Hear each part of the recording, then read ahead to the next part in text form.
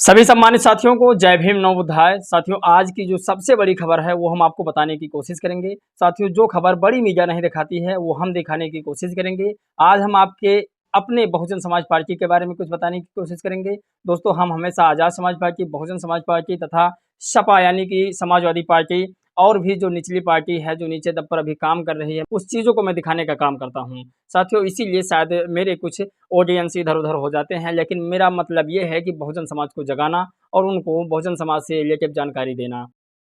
नमस्कार दोस्तों, मैं हूं पराग और आप देख रहे हैं देसी पीएसपी व्लॉग। साथियों, आज मंजीत सिंह नौटियाल ने एक पोस्ट किया है, जो पोस्ट आप लोगों को मैं पढ़ के बताऊंगा तो आपके दिमाग की बत्ती जल जाएगी। आपको पता हो जाएगा कि संगठन में कितनी बड़ी पावर होती है और मेहनत करने का परिणाम क्या निकल के आता है।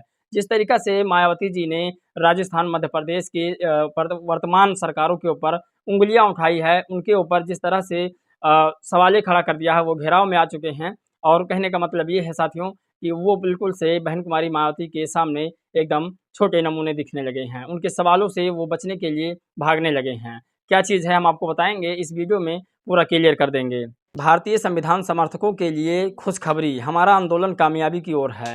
सम्मानित देशवासियों, कुछ दिन पहले भीम आर्मी जय भीम संगठन के नेतृत्व में नई संसद भवन परिसर में भारतीय संविधान निर्माता बाबा साहब डॉक्टर भीमराव अम्बेडकर व भारतीय संविधान स्टैचू लगाने की सरकार से पूरे देश में ज्ञापन के माध्यम से अपील की गई थी, जिसमें भारतीय संविधान संसद समिति ने हमारी मांग को गंभीरता से लेते हुए मुझे टेलीफोन के माध्यम से बताया कि मंजीत सिंह नौटियाल के नेतृत्व में जो मांग कर सरकार के सामने बाबा साहब अम्बेडकर स्टैचू व भारतीय संविधान स्टैचू लगाने की रखी गई थी, उसको भारतीय संसद ने गंभीरता से लेते हुए विचार विमर्श किया है और बहुत जल्द परिसर में बाबा साहब डॉक्टर अम्बेडकर व भारतीय संविधान की स्टैचू लगेगी। देश के शोषित, पीड़ित, वंचित, मजदूर, किसान संसद, विधानसभा, राज्यसभा में जाकर अपनी आवाज़ को बुलंद करते रहें।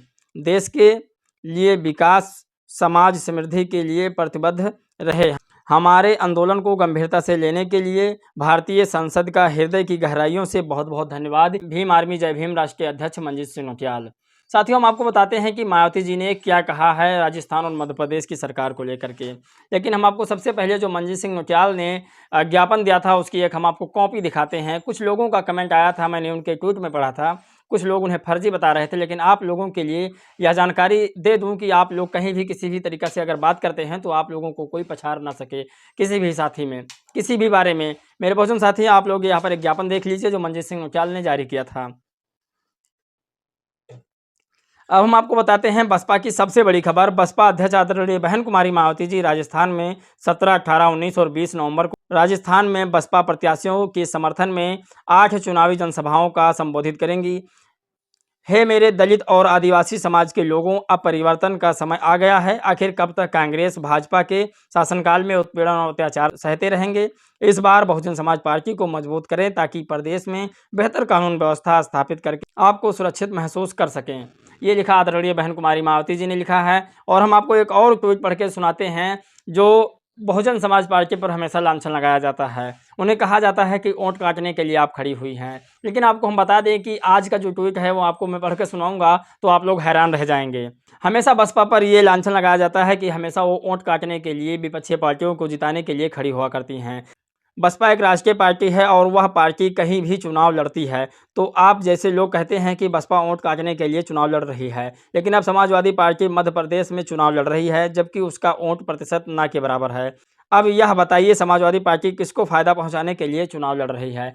दोस्तों, आपको बता दें कि चुनाव लड़ा जाता है जब वोट प्रतिशत ज़्यादा होता है, लेकिन बसपा लड़ रही है वहाँ पर, इसलिए समाजवादी पार्टी वहाँ पर लड़ रही है। अब किसका वोट काट रही है समाजवादी पार्टी?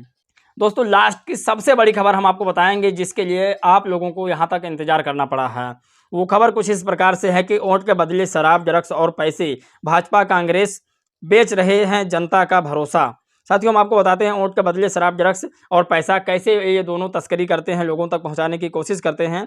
ये लिखा है बहुजन समाज पार्टी राजस्थान की।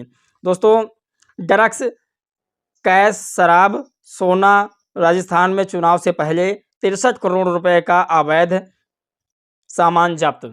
यहाँ पर स्क्रीन पर शो भी हो रहा है, आप लोग पढ़ लीजिएगा। और हम बात करते हैं जबलपुर की। चुनाव से पहले मध्य प्रदेश में अवैध शराब का धंधा जोरों पर, 10 लाख का माल पकड़ा तो मंत्री के नाम की धौंस। दोस्तों, छत्तीसगढ़ की अगर बात करें तो छत्तीसगढ़ में सालों से बंद पड़े गोदाम से निकली चुनावी शराब। रखड़ के ट्रक से तस्करी, 12 लाख की एमपी में दारू समेत 2 गिरफ्तार।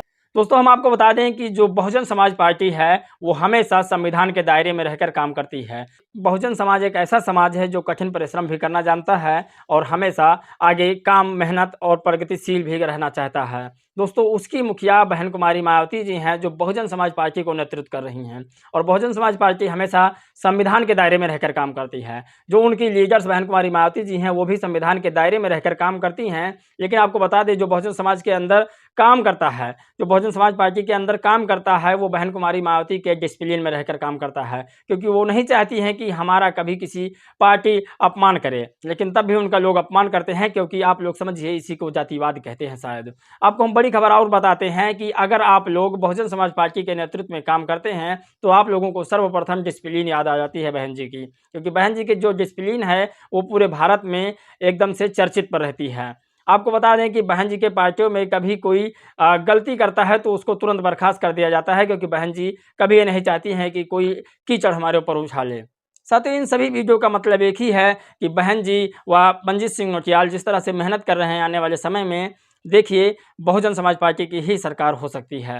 आप लोग का क्या राय है, आप लोग की क्या प्रतिक्रिया है, हमें ज़रूर बताइएगा। अगर आप बहुजन समाज से आते हैं तो जय भीम जरूर लिखिएगा। आपके जय भीम का मुझे इंतजार रहता है, क्योंकि मैं जय भीम कहता हूं तो मुझे ऐसा महसूस होता है कि मैं मेहनत कर रहा हूं, क्योंकि बाबा साहब अम्बेडकर ने मेहनत करके ही पूरे देश में, पूरे विदेशों में अपने नाम का डंका बजाया है। सभी साथियों को, सम्मानित साथियों को इस वीडियो में बस इतना ही। मिलेंगे एक नए वीडियो में, तब तक के लिए जय भीम, नमो बुद्धाय।